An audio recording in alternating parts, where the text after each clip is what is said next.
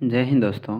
तो आज हम एसएससी सीजीएल का जो एग्ज़ाम 2024 में टोटल 36 शिफ्टों में हुआ है, 9 सितंबर से लेके 26 सितंबर के बीच में, उसमें टोटल जो जीके के प्रश्न पूछे गए हैं उसे हम शिफ्ट बाय शिफ्ट जो है इस वीडियो में देखेंगे। ठीक है, तो सबसे पहले हम 9 सितंबर को चारों शिफ्टों में जो जीके के प्रश्न पूछे गए हैं उसे देख लेते हैं। ठीक है, तो पहला प्रश्न है कि लता मंगेशकर को वर्ष 2001 में निम्नलिखित में से किस पुरस्कार से सम्मानित किया गया था? तो भारत रत्न से। निम्नलिखित में से किसने नील दर्पण नाटक लिखा है? तो दीनबंधु मित्र ने। ठीक है, दीनबंधु मित्र ने। मोहन वीणा वादक पंडित विश्व मोहन भट्ट ने वर्ष 1994 में डैश पुरस्कार जीता था? तो ग्रैमी पुरस्कार। महेंद्र वर्मन प्रथम निम्नलिखित में से किस राजवंश का शासक था? तो पल्लव राजवंश का। 1867 में मुंबई में प्रार्थना समाज की स्थापना किसने की थी? आत्माराम पांडुरंग ने। ठीक है, आत्माराम पांडुरंग ने। भारतीय क्रिकेट कंट्रोल बोर्ड का मुख्यालय डैश में स्थित है? तो मुंबई में। भारतीय क्रिकेट कंट्रोल बोर्ड का मुख्यालय कहाँ है? मुंबई में। कौन से पठार बहुत उपजाऊ होते हैं क्योंकि वे काली मृदा में समृद्ध होते हैं जो खेती के लिए बहुत अच्छी है? तो है दक्कन लावा पठार। दक्कन लावा पठार। टाइम मैगजीन की 2021 के 100 सबसे प्रभावशाली लोगों की सूची में निम्नलिखित में से किस भारतीय का नाम है? तो नरेंद्र मोदी का। निम्नलिखित में से कौन सी अपघटन अभिक्रिया रेडॉक्स अभिक्रिया नहीं है? तो कैल्शियम कार्बोनेट का अपघटन। कैल्शियम कार्बोनेट का अपघटन। भारत में विदेशी निवेश को अधिकतर किस चुनौती का सामना करना पड़ता है? तो अस्थिर विनियामक परिवेश का। अस्थिर विनियामक परिवेश का। भारत का पहला गोल्फ क्लब किस शहर में स्थित है? तो कोलकाता में। भारत का पहला गोल्फ क्लब किस शहर में स्थित है? कोलकाता में। निम्नलिखित में से कौन सा कथन उभयलिंगाश्री को सर्वोत्तम रूप से परिभाषित करता है? तो वह है पुमंग और जयंग दोनों से युक्त फूल। पुमंग और जयंग दोनों से युक्त फूल। लठमार होली मुख्य रूप से किस राज्य में खेली जाती है? तो यह है उत्तर प्रदेश राज्य में। अगला सवाल है, सुदर्शन झील का विवरण गिरनार के एक शिलालेख में उल्लेखित है जिसकी रचना शक शासक डैश की उपलब्धियों को दर्ज करने के लिए की गई थी? तो रुद्रादमन प्रथम के। रुद्रादमन प्रथम के। अगला सवाल है कि जब जनसंख्या घनत्व का विश्लेषण निवल खेती योग्य क्षेत्र के माध्यम से गणना करके किया जाता है तो उस माप को क्या कहा जाता है? तो कारकीय घनत्व। कारकीय घनत्व। निम्नलिखित में से कौन सा राज्य दालों का सबसे बड़ा उत्पादक है?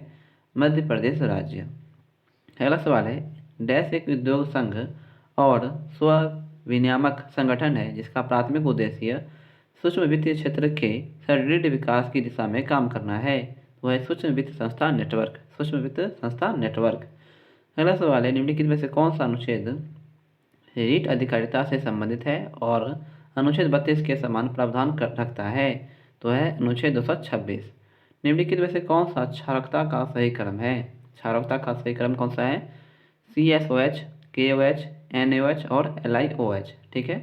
अगला सवाल है कि संगठन के ग्रेड और उसके उदाहरण के संबंध में निम्नलिखित में से कौन सी जोड़ी गलत है? तो वह है उत्तक अंग ग्रेड संगठन यूप्लेक्टेला। ठीक है। निम्नलिखित में से कौन सी भारत में राष्ट्रपति के पद के लिए एक शर्त नहीं है? भारत में राष्ट्रपति के पद के लिए एक शर्त नहीं है, तो वह किराए के भुगतान के बिना अपने आधिकारिक निवास का उपयोग करने का हकदार नहीं होगा। भारत में प्रोजेक्ट टाइगर किस वर्ष में शुरू किया गया था? 1973 में। अगला सवाल है कि जुलाई 2023 की स्थिति के अनुसार तमिलनाडु के मुख्यमंत्री कौन हैं? तो वह है MK स्टालिन।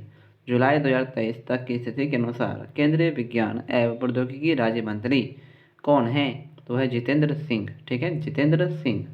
अगला सवाल है, निम्नलिखित में से किसके द्वारा 1929 में बिहार प्रांतीय किसान सभा का गठन किया गया था? तो स्वामी सहजानंद सरस्वती के। स्वामी सहजानंद सरस्वती के। अब हम 9 सितंबर 2024 को द्वितीय पाली में जो जीके के प्रश्न पूछे गए हैं अब हम उन्हें देखेंगे। तो पहला सवाल है कि राजनीति की निर्देशक सिद्धांतों के संदर्भ में निम्नलिखित में से कौन सा कथन सही नहीं है? तो ये न्यायोचित प्रकृति के होते हैं, ये कथन यहाँ पे गलत है। ठीक है। अगला सवाल है कि संविधान का कौन सा अनुच्छेद स्पष्ट करता है कि प्रत्येक राज्य की कार्यकारी शक्ति का प्रयोग इस प्रकार किया जाएगा कि संघ की कार्यकारी शक्ति के प्रयोग में बाधा या प्रतिकूल प्रभाव ना पड़े और संघ की कार्यकारी शक्ति किसी राज्य को ऐसे निर्देश देने तक विस्तारित होगी जो भारत सरकार को उस उद्देश्य के लिए आवश्यक प्रतीत होता हो। तो है अनुच्छेद 257। अगला सवाल है कि ब्याज दर और मुद्रा की मांग के बीच क्या संबंध है? तो प्रतिलोम संबंध है। 2021 में निम्नलिखित में से किस राज्य में प्रधानमंत्री ने राजा महेंद्र प्रताप सिंह राज्य विश्वविद्यालय की आधारशिला रखी थी? तो वह रखी थी उत्तर प्रदेश राज्य में। भारत के किस राज्य में जल संचयन के लिए कुंड या टांका का उपयोग किया जाता है? तो राजस्थान में। जब जल में विद्युत धारा प्रवाहित की जाती है तो किस प्रकार की रासायनिक अभिक्रिया होती है? तो है अपघटन। अगला सवाल है निम्नलिखित में से किसे प्रकृति की कार्यात्मक इकाई के रूप में दर्शाया जा सकता है? तो है पारिस्थितिकी तंत्र को। रुद्रा दमन के निम्नलिखित शिलालेखों में से कौन सा शुद्ध संस्कृत में रचित प्रारंभिक भारत का पहला राजकीय शिलालेख है? तो है गिरनार शिलालेख। अगला सवाल है कि वरिष्ठ नागरिकों को कल्याण के लिए एक निदेशालय बनाने के उद्देश्य से निम्नलिखित में से किस राज्य की सरकार ने अनुच्छेद 41 के आधार पर वरिष्ठ नागरिकों के लिए 2022 में एक मसौदा नीति बनाई? तो तमिलनाडु राज्य ने। अगला सवाल है निम्नलिखित में से कौन सा उत्सव सूर्य देव और उनकी पत्नी उषा को पृथ्वी पर जीवन बनाए रखने और इच्छाएं प्रदान करने के लिए धन्यवाद देने के लिए समर्पित है? तो है छठ पूजा। महिला प्रीमियर लीग 2023 क्रिकेट का उद्घाटन मैच निम्नलिखित में से किस स्थान पर खेला गया था? तो खेला गया है मुंबई में। अगला सवाल है 1307 से 1308 में अलाउद्दीन खिलजी का पहला दक्षिणी अभियान निम्नलिखित में से किस क्षेत्र में हुआ था? तो है देवगिरी में। ठीक है, देवगिरी में। अगला सवाल है निम्न में से कौन सा कथन हरित क्रांति को सही ढंग से परिभाषित करता है? हरित क्रांति को सही ढंग से परिभाषित करता है यह कृषि में खाद्यान्न विशेषकर गेहूं और चावल का उत्पादन करने के लिए एक नई रणनीति है। निम्नलिखित में से किस क्रांतिकारी के नेतृत्व में चटगांव शस्त्रागार पर छापा मारा गया था? तो सूर्यसेन। ठीक है, सूर्यसेन। अगला सवाल है कि गोविंद जी नृत्यनालय निम्नलिखित में से किस राज्य में स्थित है? तो है मणिपुर में। कौन सी स्थिति जिसे पीरिया इक्टेरस के रूप में भी जाना जाता है आपकी त्वचा के पीलेपन और आपकी आंखों के सफ़ेद होने का कारण बनती है? तो है जॉन्डिस। अगला सवाल है कि वर्ष 1952 में निम्नलिखित में से किसने फिल्म अमर भूपाली जो एक साथ दो भाषाओं में निर्मित की जा रही थी के लिए अपनी आवाज़ दी और उन्होंने बंगाली और मराठी दोनों में गीत गाए?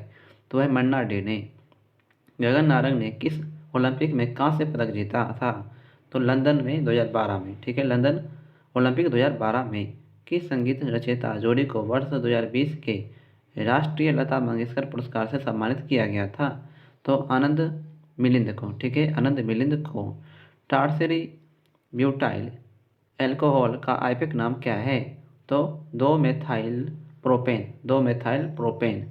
अगला सवाल है कि भारत की जनगणना 2011 के अनुसार ग्रामीण भारत में निम्नलिखित में से कौन से राज्य में महिला कार्यबल भागीदारी दर सर्वाधिक है? तो है हिमाचल प्रदेश में। गर्मियों के महीने में पूर्वी जटधारा पार्थिवीय भारत के ऊपर किस अक्षांश पर बहती है? तो 14 डिग्री नॉर्थ पर।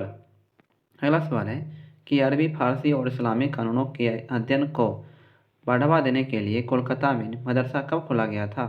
तो 1781 ईस्वी में। 1781 ईस्वी में। भारत के किस भाग में गर्म हवा लू चलती है? तो यह उत्तर और उत्तर पश्चिम में। उत्तर और उत्तर पश्चिम में। अगला सवाल है कि उच्च न्यायालय और सर्वोच्च न्यायालय न्यायाधीश वेतन और सेवा की शर्तें संशोधन विधेयक 2021 लोकसभा में कब पेश किया गया था? तो 30 नवंबर 2021 को। 30 नवंबर 2021 को। अब हम 9 सितंबर 2024 को थर्ड शिफ्ट में जो जीके के प्रश्न पूछे गए हैं अब हम उन्हें देखेंगे। ठीक है, तो पहला सवाल है मेटा और महिला एवं बाल विकास मंत्रालय द्वारा नए भारत के सपने अभियान किस वर्ष शुरू किया गया था? तो ये शुरू किया गया था 2023 में। ठीक है, 2023 में। अगला सवाल है निम्नलिखित में से कौन से अधिनियम के तहत भारत पर शासन करने की शक्ति अंग्रेजी ईस्ट इंडिया कंपनी से ब्रिटिश क्राउन को हस्तांतरित कर दी गई थी? तो भारत सरकार अधिनियम 1858। भारत सरकार अधिनियम 1858।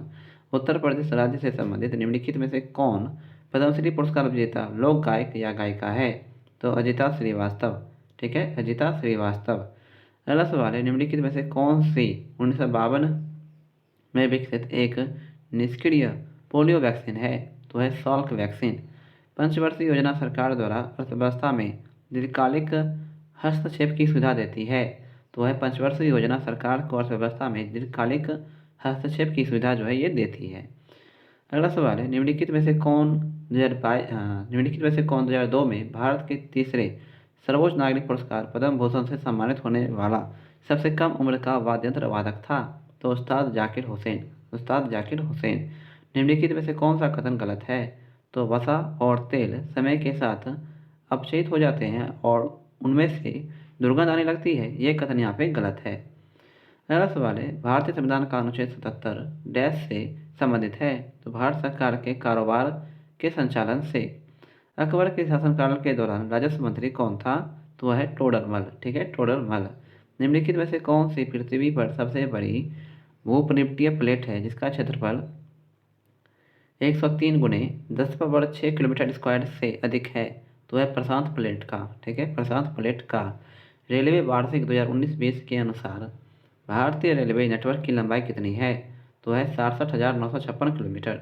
67,956 किलोमीटर। नुआखाई किस राज्य का त्यौहार है?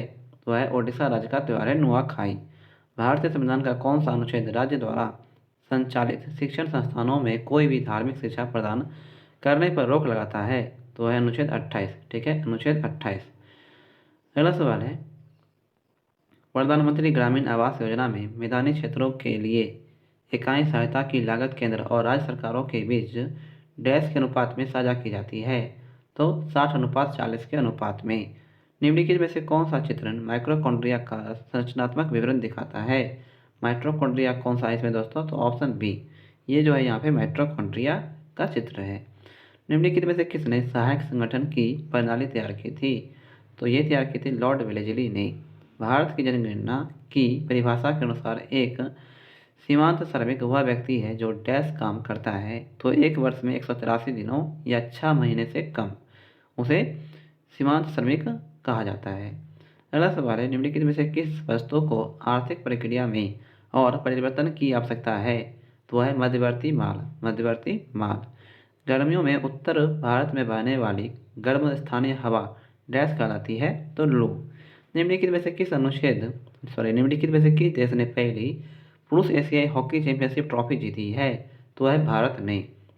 अगला सवाल है, किस ओलंपिक में खो खो को मुख्य स्टेडियम में एक प्रदर्शनी में दिखाया गया था? तो 1936 में। निम्नलिखित में से किस राज्य में ओडिशा नृत्य ग्राम स्थित है? तो है कर्नाटक राज्य में। मुस्लिम महिला अधिनियम 2019 की निम्नलिखित में से कौन सी धारा निर्वाह भत्ते से संबंधित है? तो धारा 5। तमिल में सबसे प्राचीन महाकाव्य शिल्पाधिकारम रत्नजडित पायल 5वीं-6वीं शताब्दी ईस्वी में डैश द्वारा लिखा गया था? तो इलंगो आदिगल के द्वारा। इलंगो आदिगल के द्वारा। निम्नलिखित में से कौन सा रासायनिक सूत्र CH3CH2CH2 CO2H युक्त एक सीधी श्रृंखला अल्काइल कार्बोक्सिलिक अम्ल है? तो है ब्यूटाइरिक अम्ल। ठीक है, ब्यूटाइरिक अम्ल। तो आज की वीडियो जो है दोस्तों यहीं पे समाप्त करते हैं। ठीक है, और ये वीडियो अगर आपको हेल्पफुल लगी हो तो ऐसी और वीडियोस के लिए जो है आप हमारे यूट्यूब चैनल को सब्सक्राइब करें और इस वीडियो को लाइक करें और अपने दोस्तों में ज़्यादा से ज़्यादा शेयर करें। ठीक है, तो मिलते हैं अगले दिन ठीक शाम के 6 बजे। तब तक के लिए जय हिंद, जय भारत।